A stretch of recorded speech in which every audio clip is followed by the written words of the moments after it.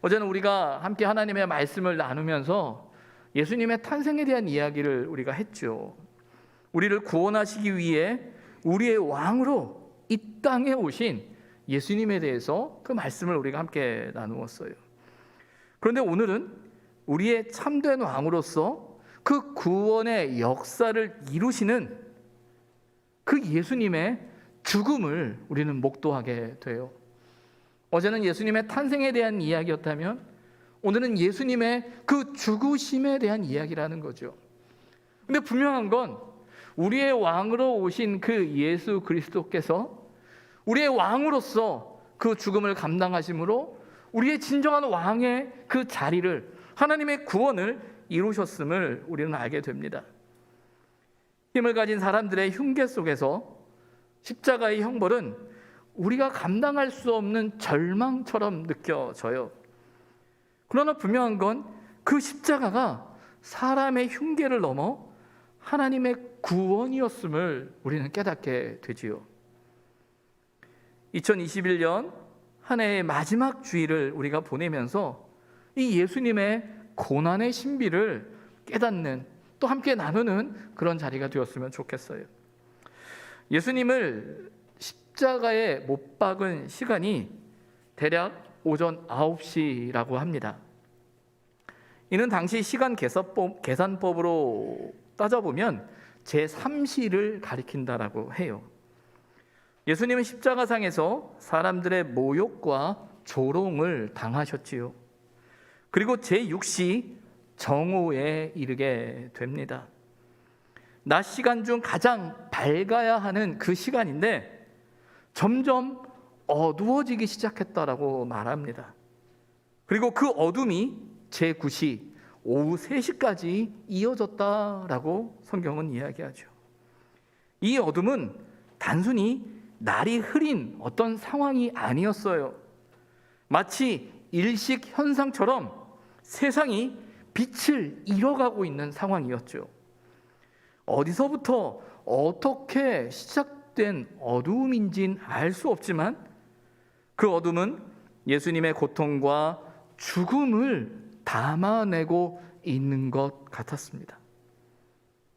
그 깊은 어둠 속에서 예수님의 외침이 들렸어요. 엘리, 엘리, 라마 사박다니. 나의 하나님, 나의 하나님, 어찌하여 나를 버리셨나이까? 죽음을 앞둔 한 영혼의 외침이었지요. 깊은 어둠과 함께 그 외침은 예수님께서 감당해야 하는, 감당하고 계시는 그 고통이 느껴지는 외침이었어요. 예수님께서 십자가상에서 말씀하신 것 7가지의 말씀을 하셨다라고 해요. 그래서 예수님의 가상칠언이라고 해서 고난주간을 맞이하면서 예수님의 그 십자가의 고난을 묵상하면서 우리는 그 가상칠언을 종종 묵상하곤 합니다. 그런데 마태는 그 가상칠언 중에 오직 한 가지만을 소개하고 있어요. 그 한 가지 말씀이 오늘 우리의 본문에 나오는 이 말씀이죠. 나의 하나님, 나의 하나님, 어찌하여 나를 버리셨나이까라는 거예요. 근데 이 한 가지 말씀이지만 그 십자가를 통해 예수님께서 겪어야만 했던 그 아픔과 고통을 가장 잘 나타내는 말씀이었어요. 인간적으로는 그 절망과 고통에 대한 절규처럼 느껴지죠.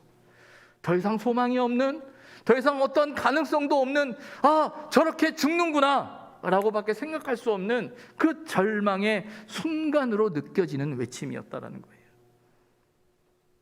그런데 이 말씀은 절망이 아닌 간절한 고대가 담긴 고백이었다라는 겁니다. 그 고통 앞에 포기하는 것이 아니라 그 고통 앞에 하나님을 찾고 있는 거예요. 그 고통 앞에서 하나님을 구하고 있는 거예요. 왜냐하면 이 고난이 하나님으로부터 온 것임을 알거든요. 하나님의 뜻임을 알거든요.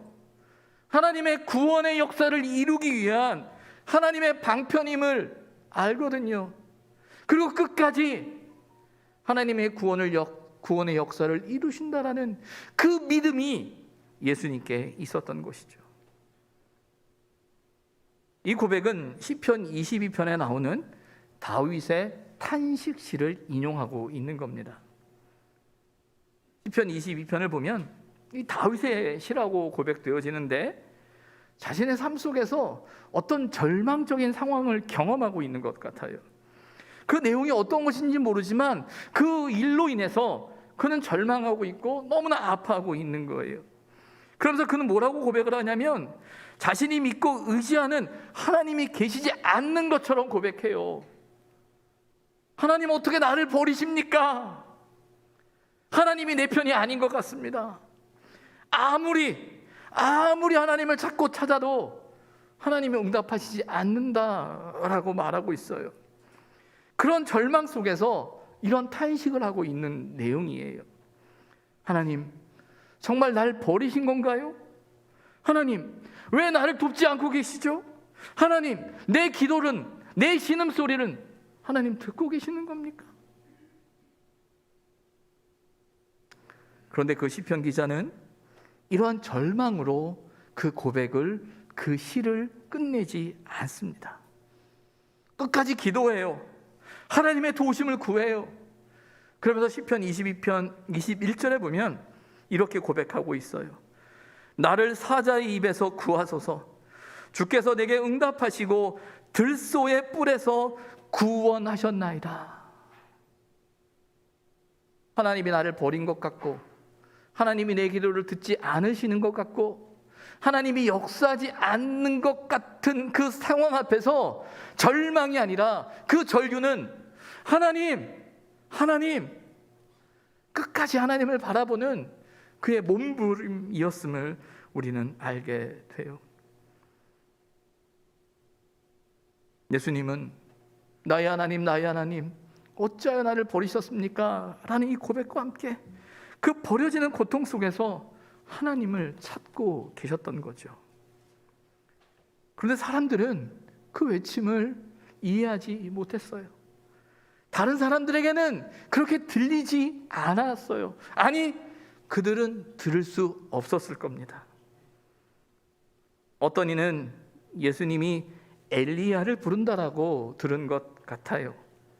엘리라는 말을 그들이 엘리야로 들었던 것 같죠. 마치 엘리야가 와서 구원해 주기를 그가 구하고 있다라고 생각했어요.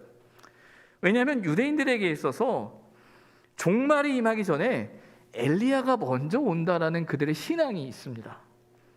이런 생각 속에서 그 예수가 이제 죽음을 앞두고 엘리야의 도움을 구하고 있구나 라는 생각을 하는 것 같아요. 어떤 이는 그 고통과 그 신음함을 듣고 해면에 신포도주를 적셔서 갈대로 꿰어 예수님께 가져가려 합니다.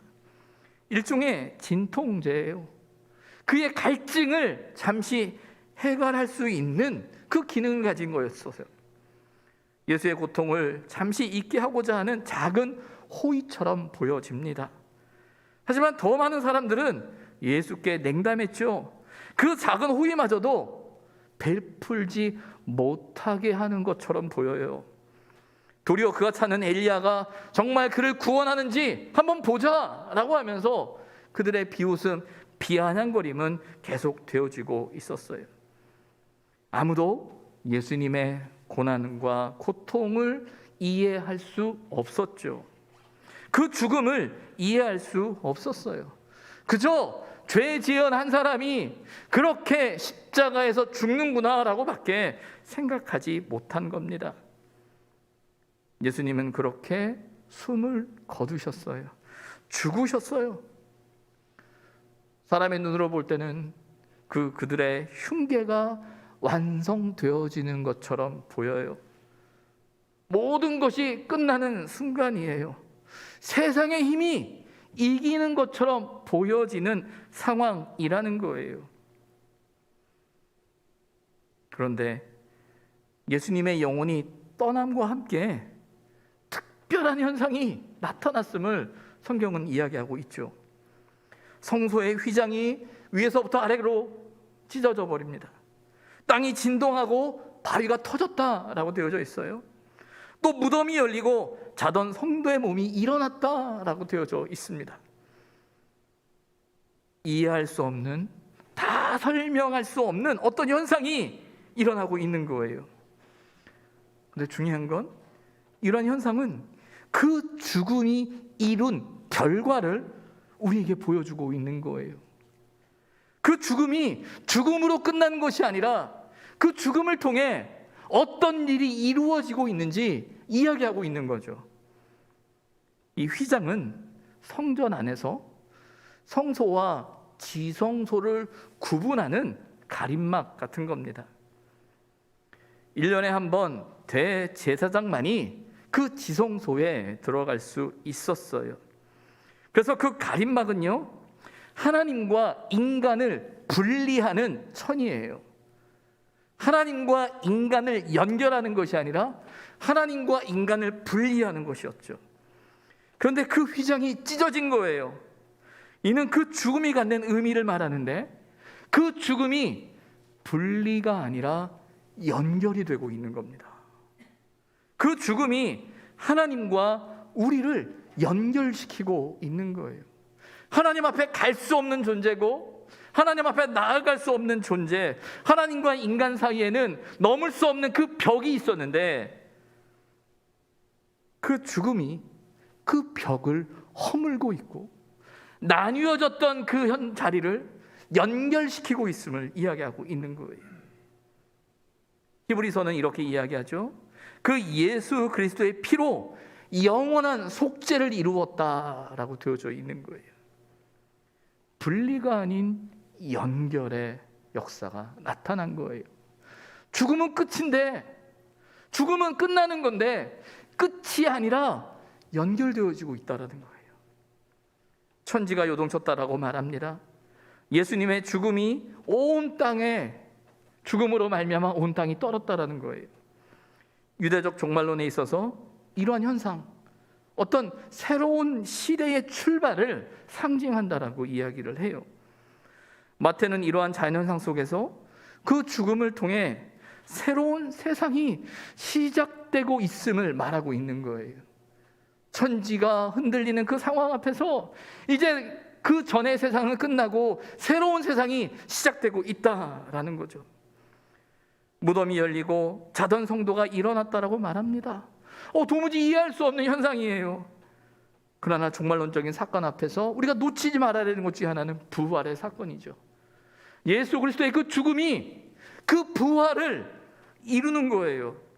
그 예수님의 죽음으로 말미암아 부활의 사건이 나타나는데, 그 부활의 사건은 예수 그리스도께서 그 죽음의 권세를 깨뜨리셨다라는 겁니다. 우리가 할 수 없는 그 일이 이루어지고 있는 거예요.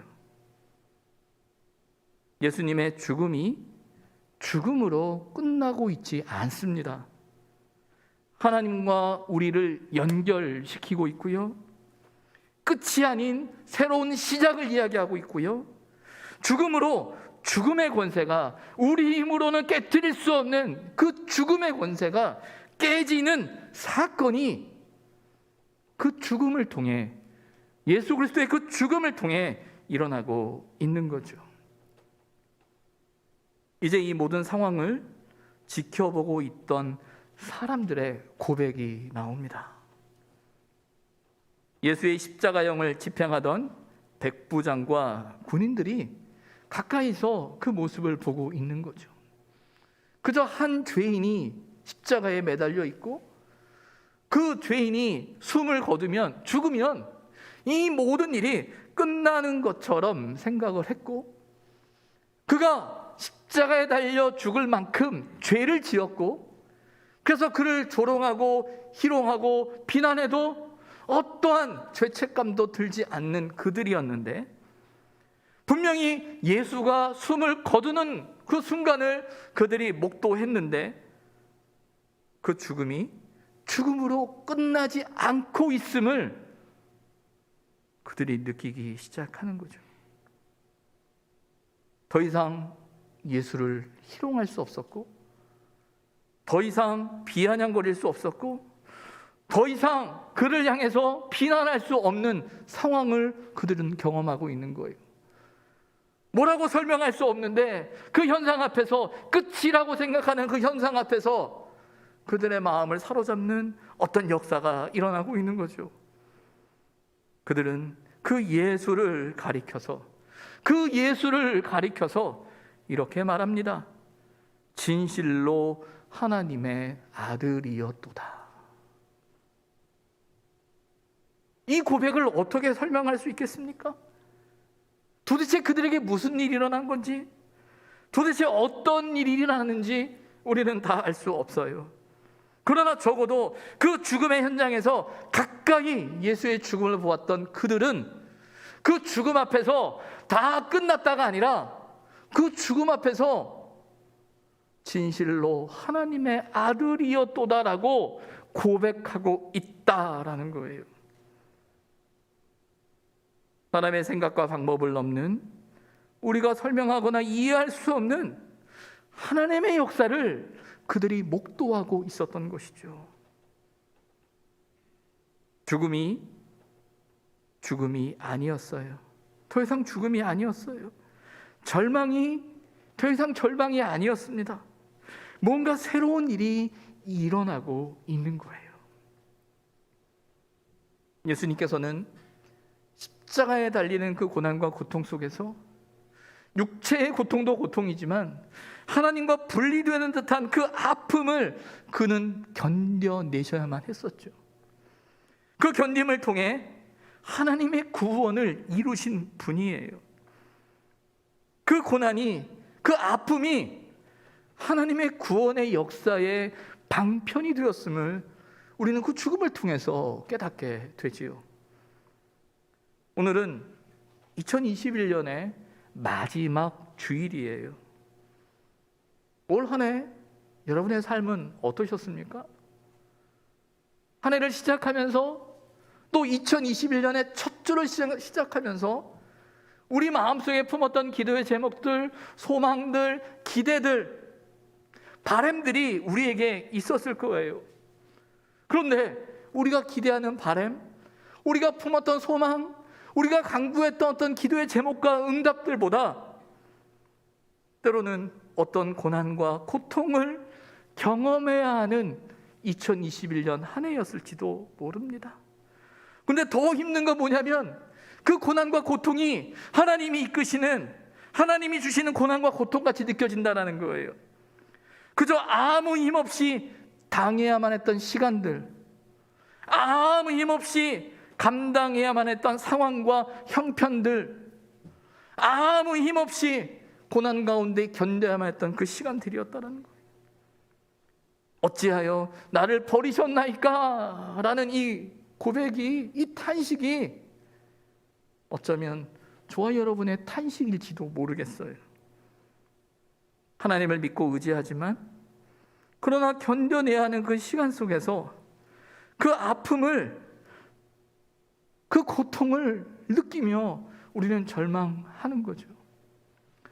우리는 하나님을 믿기 때문에, 믿는 자의 그 삶을 살아가기 때문에 그 삶 속에서 경험하는 고난과 고통과 아픔 앞에서 그래 견뎌보자, 그래 참아보자, 그래 잘 될 거야 라는 어떤 그런 기대 속에서 우리는 견디곤 합니다.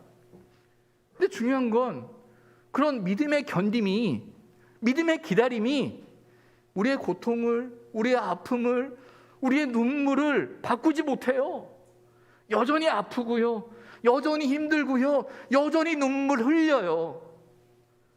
아니 내가 믿는데, 내가 하나님 앞에 기도하고 있는데, 내가 하나님 앞에 애통하고 있는데, 내가 하나님 앞에 부르짖고 있는데 하나도 안 변해요. 아니 정말 하나님이 계신 건가? 아니 하나님 앞에 내가 이렇게 기도하는데 왜 안 변하지? 내가 언제까지 참아야 하지?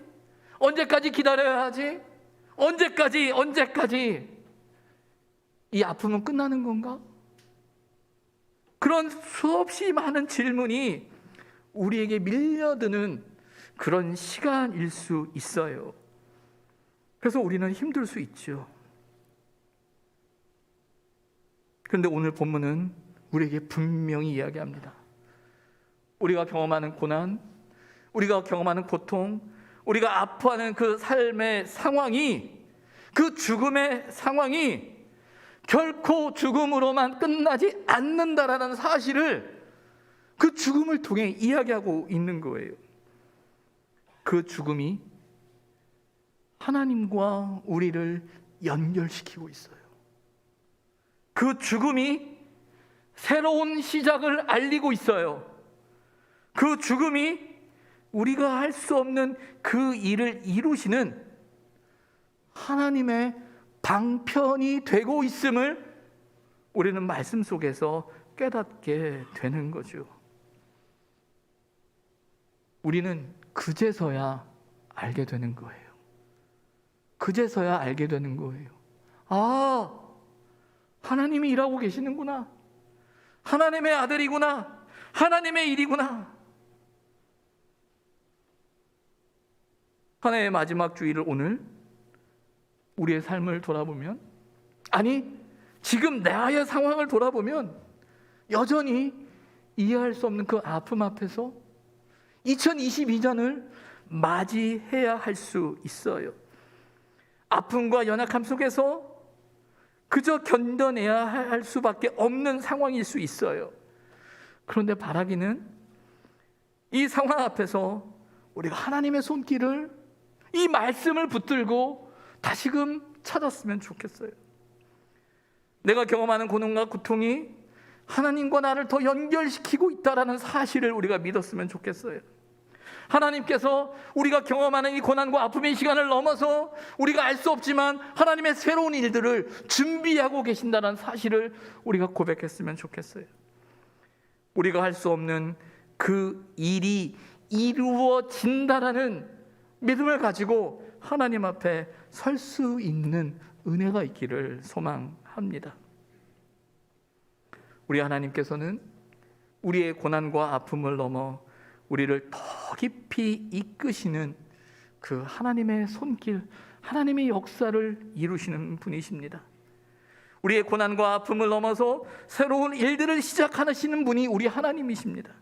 그 고난과 아픔을 넘어서 우리가 상상도 할 수 없는 새로운 일들을, 우리가 할 수 없는 그 일을, 내 힘으로 할 수 없는 그 일을 하나님께서 하신다라는 사실을 우리는 이 말씀 앞에서 깨닫고 고백할 수 있어야 합니다. 말씀 후에 함께 부를 이 찬양, 그 찬양의 가사에는 이런 가사가 나오죠. 그 은혜가 족하다. 그 은혜가 족하다. 아니 부족한 것 같은데, 더 채워줘야 될 것 같은데, 더 있어야 될 것 같은데 라는 우리의 마음인데, 그 찬양 가사는 말하죠. 그 은혜가 족하다. 그 고백은 지금 우리가 경험하는 이 현상, 이 자리만을 이야기하는 것이 아니라 이 상황을 뛰어넘어 역사하시는 하나님의 그 역사를 바라보라는 하나님의 음성인 줄 믿습니다. 하나님의 그 음성을 듣는 은혜가 저와 여러분 가운데 있기를 소망합니다. 기도하겠습니다.